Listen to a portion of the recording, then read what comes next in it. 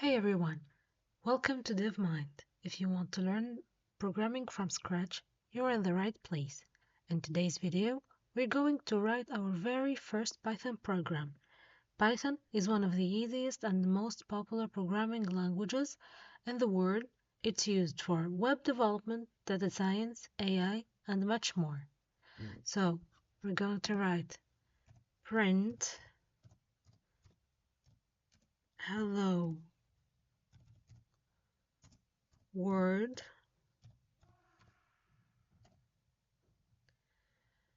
And this line of code prints a message to the screen.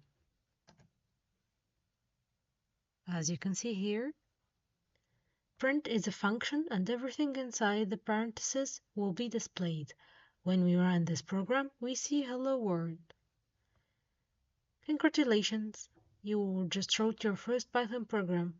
If you enjoyed this video, don't forget to like and subscribe, and in the next video we'll learn about variables in Python.